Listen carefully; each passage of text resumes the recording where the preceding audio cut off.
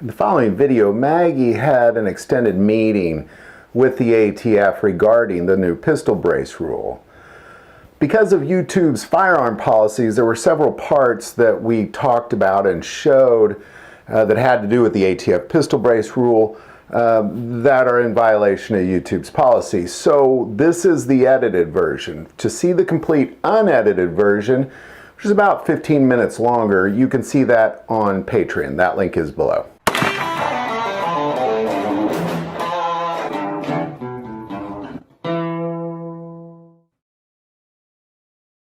So we're here at Gunner's Firearms in Raymore with Maggie again. Maggie, it's always so good to see you. It's a pleasure to see you too, Mark. Welcome back to Kansas City. You too. I know last time I saw you, we left you guys in Vegas, but you guys stayed a few days. Oh my gosh, that was overwhelming. It was overwhelming.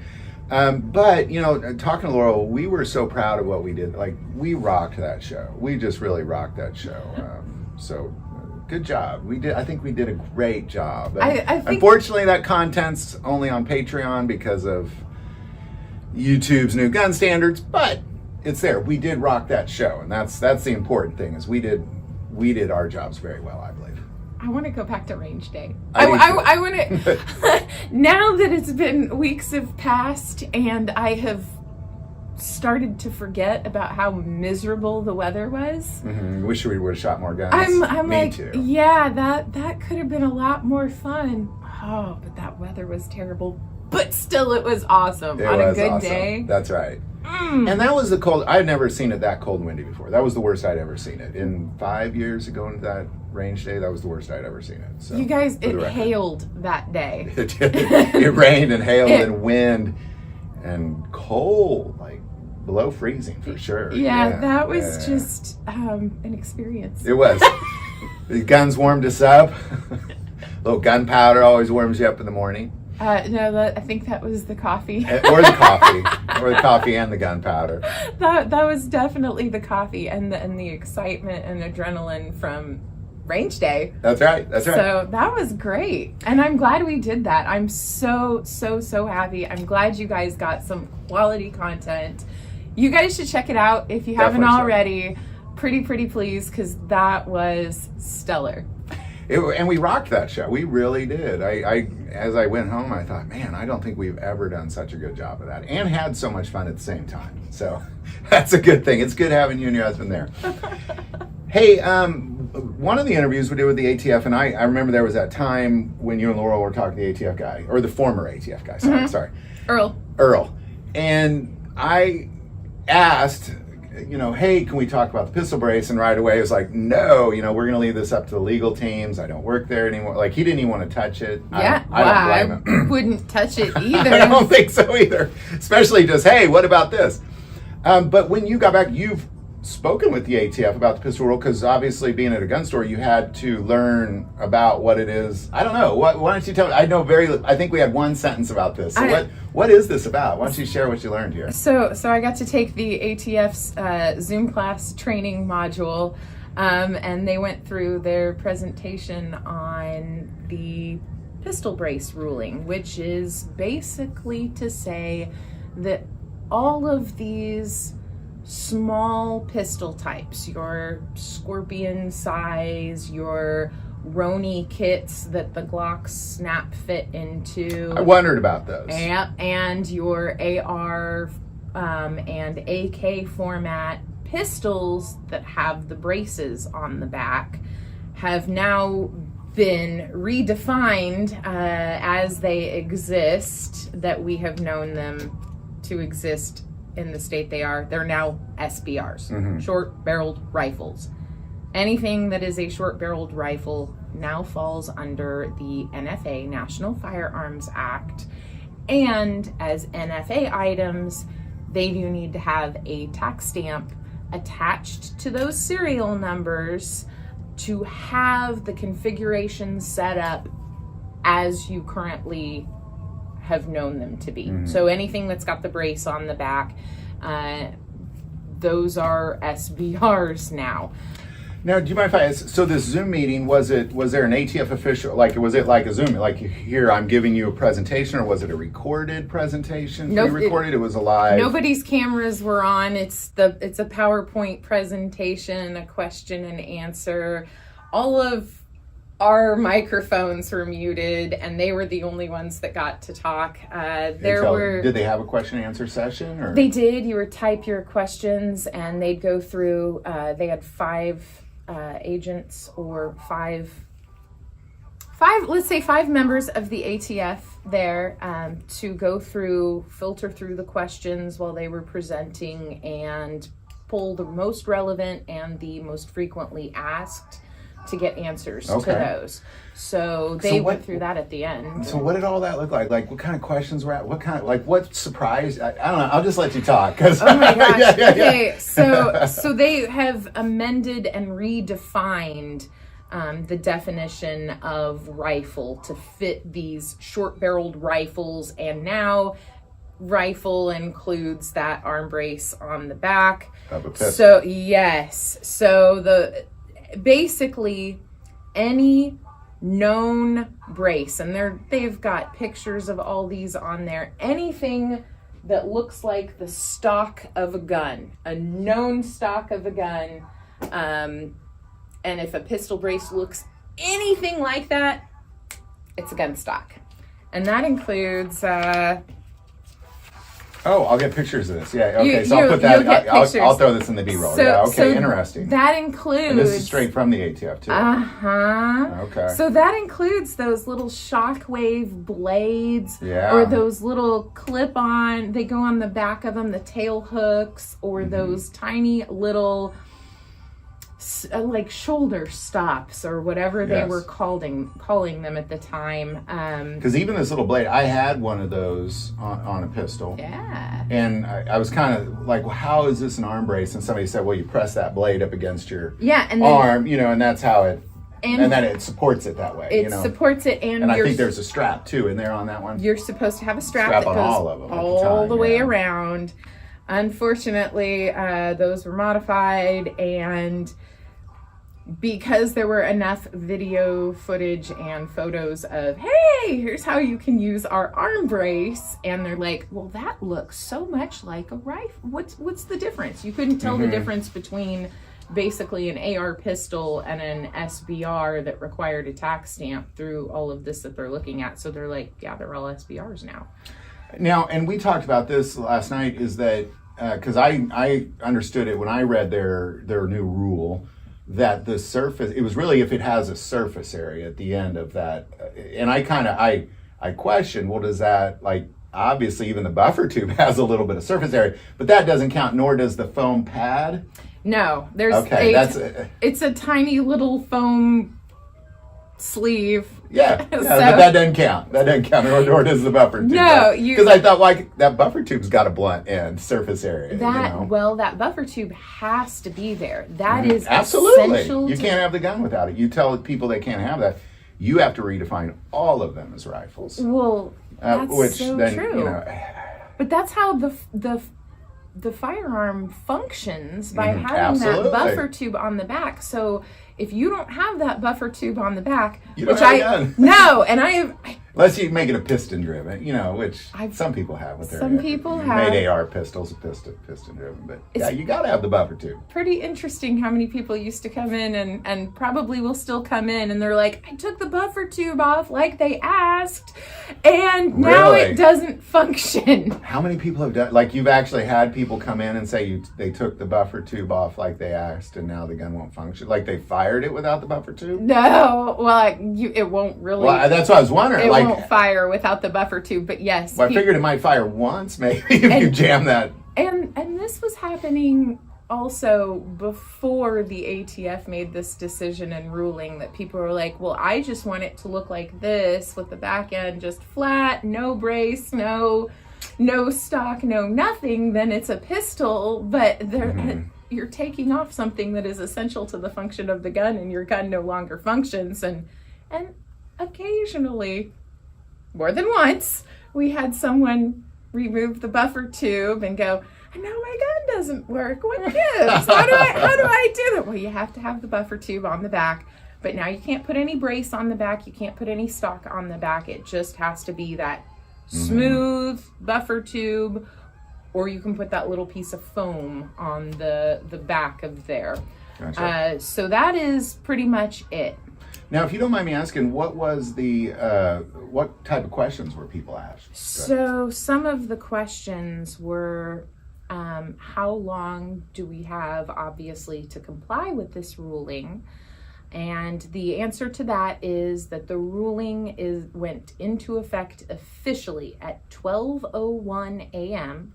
on the 31st of January 2023, and you have until the last day of May to comply with the ruling. So you have 120 days from right then. So they're giving you a deadline that by May 31st of 2023, you must have complied with the ATF's ruling on these pistol braces, and you must have done something to make those correct by the ATF standards. Interesting. So to make it correct, you will remove or replace the barrel. Okay, I'll screenshot this too as we talk about it.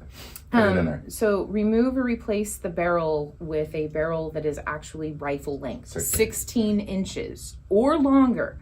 And then, so your overall length requirement will be 26 inches or better, and you will no longer have an SBR. You'll actually have a rifle.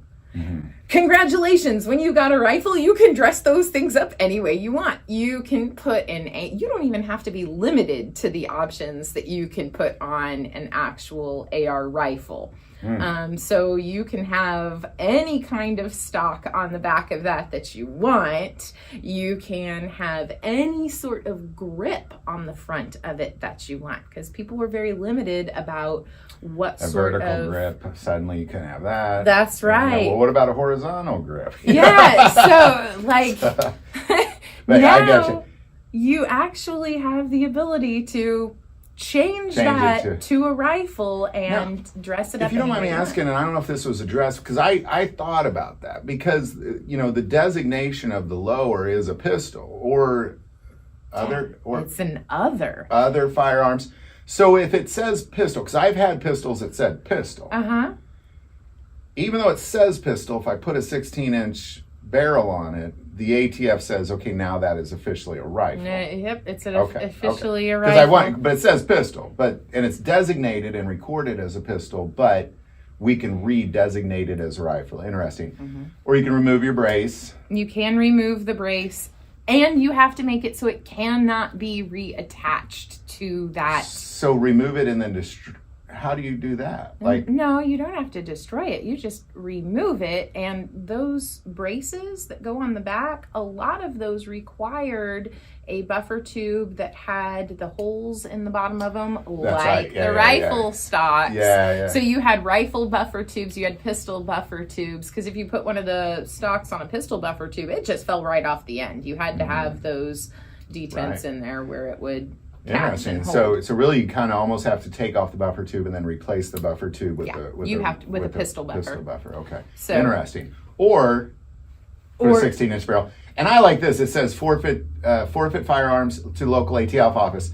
But I like how they show people shaking hands as their little icon. like let's say I'm giving you my gun and I'm forfeiting to you like so many tyrannical governments have done in the past. Let me shake your hand. Historically, we can go back and say, oh yeah, turn in your weapons. Nothing bad's gonna happen to you at all. Didn't that wasn't there some it seems like I've read something about that in the past. Something bad happened. I can't remember, but indigenous people, the Chinese people, I mean, you can go on and on and on with cultures who surrendered their guns, and then look where they go. Enslaved and destroyed. Yeah. So or a combination of both, or refugees.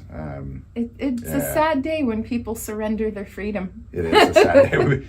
Or you can destroy your firearm. There you go. Don't do that. Or you could register and get a tax stamp, make it an SBR. So this is pretty cool that they are giving you 120 days and they are waiving the Form 1 fee, which is a $200 tax Nice. stamp. Okay. And usually this was open only to people who had a manufacturing license of an SOT. Like, you actually had to pay for a special occupational tax for your FFL, and you had to have that specific number of special occupational tax standard to be able to turn a receiver into an SBR, or take a pistol and turn it into an SBR, to be a manufacturer of these.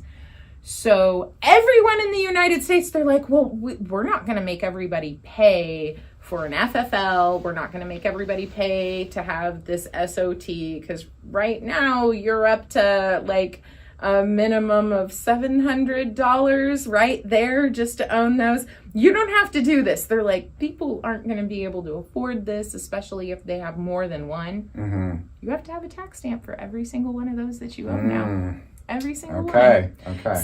So they are waiving that within the 120 days. You go to they prefer it on their eForms website, I probably can't say that, but you can probably link to it or something like that. Google ATF. Yeah, so the eForm 1, and it'll take you to an actual .gov government website that is a secure website. You'll create an account, and then you basically are going to go through and list everything that they ask line by line from the actual firearms, and for each one they will turn around and give you your very own tax stamp for each of those, and they're waiving that $200 fee per firearm. So if you go through the eForms and register those, and that is the option you decide to do, then they're not charging you for it. As long as it is within the 120 days of compliance, there is no charge. And the AR pistol, or the pistol with the brace, had to be in your possession before 12:01 a.m. on the 31st of January 2023. Oh, so I can't go out and buy one, like, let's say, I'll take this one over here. Like, I can't do that. Well, and you don't even have it. I'm sure you guys we don't have it. Yeah. I can't. But I could buy one and put one on, or I could not buy one now, put one on, and then qualify under that 120-day grace period. Gotcha. That's correct. Gotcha. That is absolutely correct. It has to be in your possession before this ruling went into effect, before they will allow you to get that free.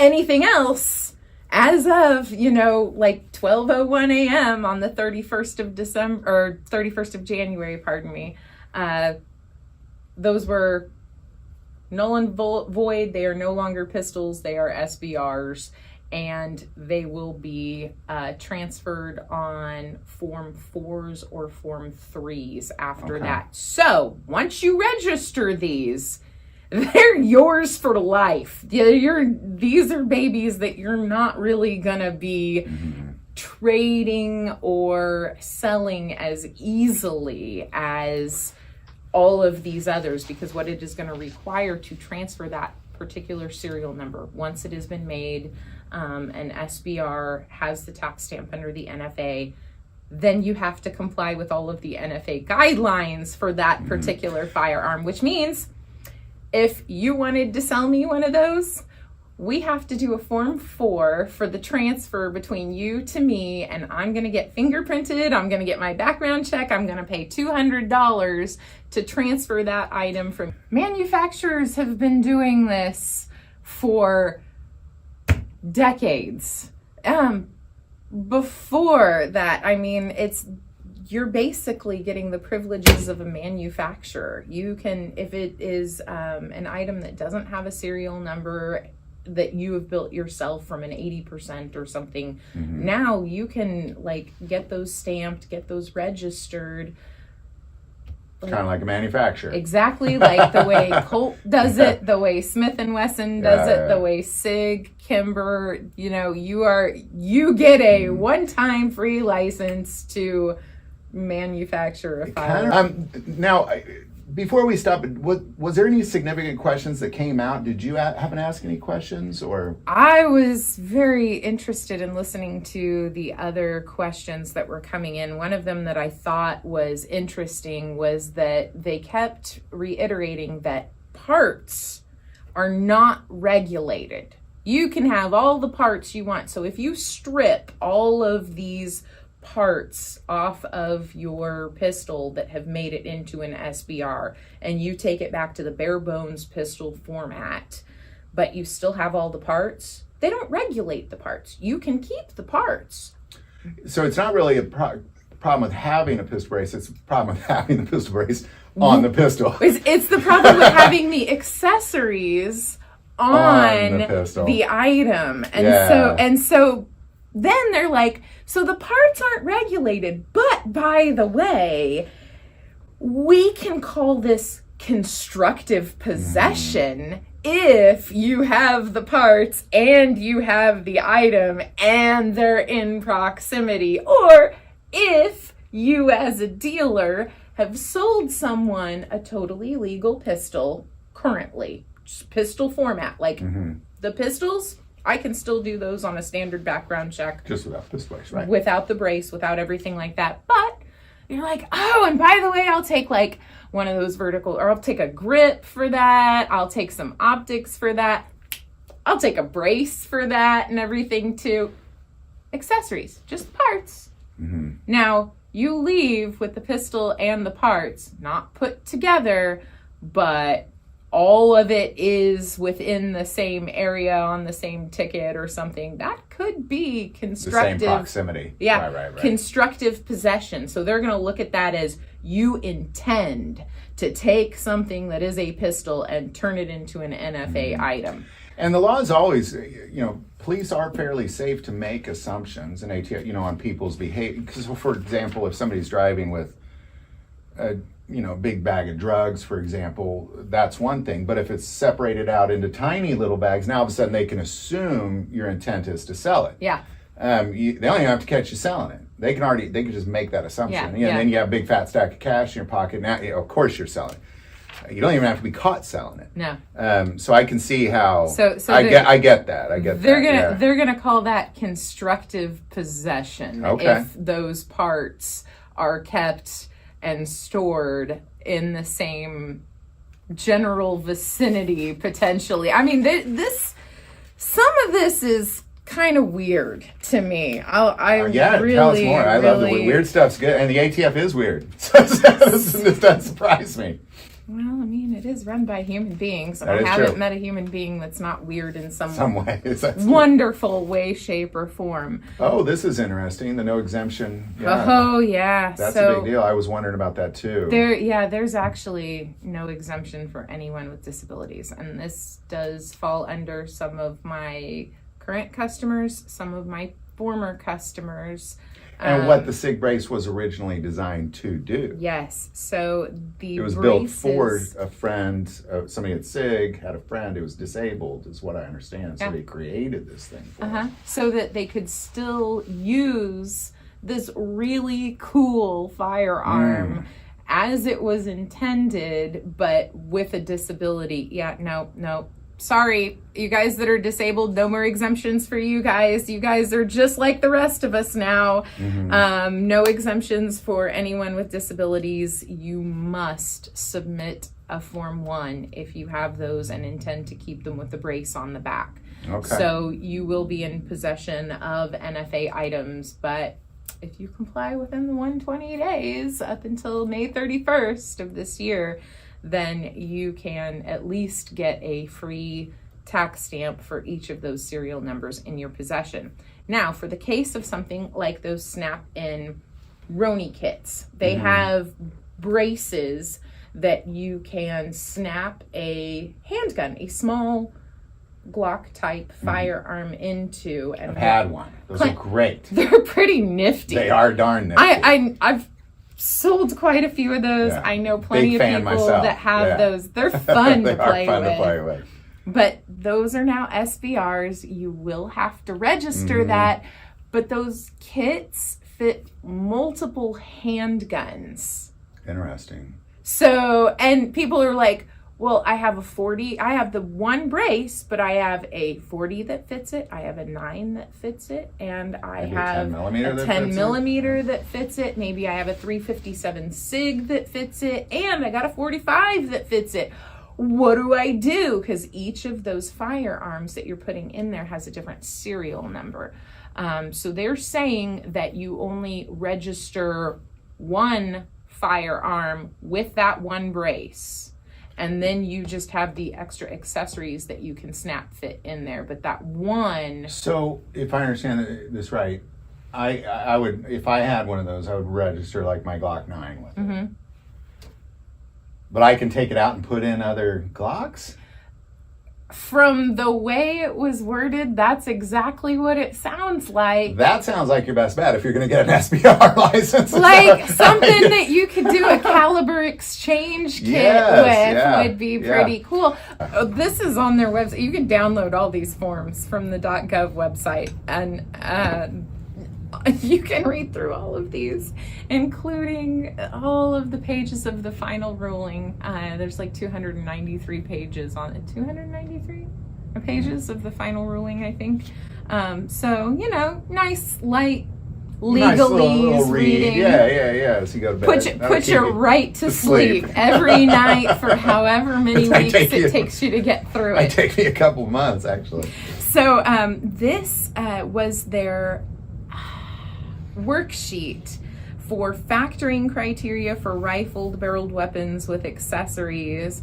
And so commonly referred to as, in quotes, stabilizing braces. So they assign a point value to each item. Interesting. And so if your score is less than 4 points on this particular worksheet, you have a pistol. Interesting. If your score hits 4 or higher, you SBR. got an SBR. And so they have gone through and given you, under each single one of these headings, you have an option here. That's a lot of detail. And a weighted value on there. But look at this. So, like, they're setting this up, I mean, with heavy point values for these items, like anything that has a surface area on the back. That's 3 freaking points on there. And then if the material added to increase the rear surface area, so if what you put on the pistol has some sort of shouldering surface and it's based on the known shoulder stock design. In other words, if any of these look like any actual rifle stock that exists, 5 points. Then it's 5 points. Boom, right there. You're out. You got an SBR. This is fascinating. Yeah, I'm going to screenshot this. I'll put that in. You guys can, and we'll hold it here while we talk too. So your length of pull, your attachment method, your stabilizing brace modifications or configurations. Look at this. It's an immediate 4 points. If your strap was removed from your arm brace at any time, it is an immediate SBR if the brace accessory can be shouldered, or if it's an originally shoulder stock and it has been modified for brace applications. And this is just... So, you got hand stop, secondary grip, 4 points for a secondary grip. So that's kind of messed up, because what about, like, the little tiny grips that kind of... The angled forend like, grip. Does that count? So... Gosh, this is great, because it just says... Presence of a secondary grip. So a vertical grip. The one that but comes... it says any grip. Secondary Hang on. I'm asking. Sorry to get Peripheral accessories. Presence of a hand stop. 2 points. 2 points. Boom. Boom. But 4 points for one of these. So really, in the end, you can almost not have a shoulder stock on it. But if you have the wrong accessories it's an SVR. That is crazy. So there's a lot of stuff on this list. Right? So this was stuff that they went into, and this was their factoring worksheet. This is how they determined, well, is it the length of fire counts against you? I mean, goodness gracious. Thank you for this information, by the way. I was reading through this. This is way better than reading 300 pages. I was reading through It's this. a long video, but it's way better than reading 300 pages. Was just absolutely flabbergasted by what they have come out with on their point values, and this is fascinating. Well, Maggie, gosh, thank you so much. And gosh, this has been a great video. I think we got about 40 minutes in on this. I really don't know if this is great. This seems like... Well, it's good information to have. It's not great. But it's great information to have. But this is bad news. This is kind of messed up. Terrible. This is like telling all those Tesla owners, yeah, you can own a Tesla, but if you change the horn sound to anything other than a horn, so if you're driving something that's now illegal. Well, I mean, this is what happens. This is good. Well, Maggie, gosh, thank you so much. I'm going to include these documents here, at least the screenshot of them, so people can look at them while we talk. But thank you so much for taking the time. How long was this class, if you don't mind me, or the Zoom meeting? The Zoom meetings they tried to keep it to about a 90-minute, an hour and a half. Okay. Some of them were a little longer, some of them were a little shorter, depending on how many questions were thrown out there. They did 4 virtual training sessions on Eastern time. So if you didn't get to one of those Zoom meetings, you can still go to their website and you can download all the documents that they went through. You can flip through that PowerPoint presentation, and this is an open.gov website that you don't need to log in or be part of the government to access. Anyone can access this information and see how they are determining what is now classified as an SBR. And the first step is taking my guns. Yes. Yeah, that's what you need, because once you take my guns, then the criminals, they're not going to use guns because it's not fair. They're like, oh well, why in the world would I harm a good law-abiding citizen? An unarmed good law-abiding citizen. Shooting fish in a barrel is what it is at that point. So. Well, gosh, Maggie, thank you so much. Good stuff here. I mean, well, terrible news, but great information, and we really appreciate it. So thank you for sitting through that 90-minute meeting and then sharing it with us for 45 minutes. I will say, kind of at the end, if you're watching this on YouTube, that there's obviously parts of this conversation. Oh, this is going to be highly edited for YouTube. Highly edited. We talked, I think we're like 48 minutes we've been talking, and probably going to be about a 25, 30-minute video. Oh my gosh. So to see the full thing, go to Patreon. It'll be there. But it's really, there's just stuff we can't show you, obviously, on film. So, Well, Maggie, gosh, thank you so much. We really appreciate it. Thanks for the information. Thank you for letting us come here and talk with you at Gunners. And we'll just keep talking. Yes. All right. See you next time, everybody. Bye-bye.